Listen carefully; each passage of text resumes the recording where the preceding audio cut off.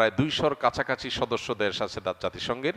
এই 200 বা 200-র কাছাকাছি দেশের মধ্যে মাত্র 16টি দেশে এই ধরনের অফিস আছে।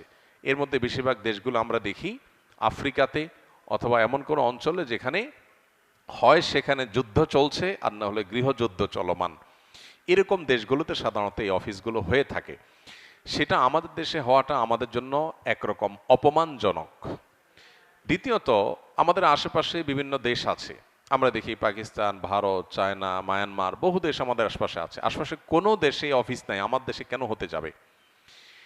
সবচেয়ে বড় বিষয় হলো যে জাতিসংঘের মানবাধিকারের যে সংজ্ঞা, সেই সংজ্ঞা কি সার্বজনীন কিনা?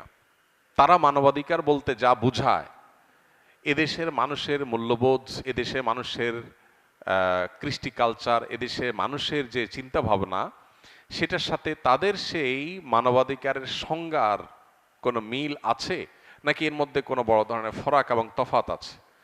তারা মানবাধিকার বলতে যা বুঝায়, সেটা কি গোটা পৃথিবীতে সব মুসলমানরা, ধর্মপ্রাণ মানুষরা বিশ্বাস করেন, ধারণ করেন, লালন করেন? এর উত্তর হলো না। অনেক ক্ষেত্রেই তারা মানবাধিকার বলতে, সব ক্ষেত্রে যে অমিল আছে তা বলছি না আমি, অনেক ক্ষেত্রেই তারা মানবাধিকার বলতে যা বোঝায়, সেটাকে আমরা মানবাধিকার বলতে তা বুঝি না। যেমন তারা সমকামিতাকে মানবাধিকারের বিষয় মনে করে, অথচ এটা আমাদের দেশে প্রচলিত আইনে অপরাধ।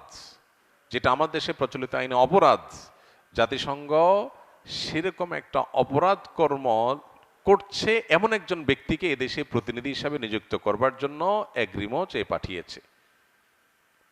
এটা আমাদের জন্য অত্যন্ত অপমানজনক একটা ব্যাপার।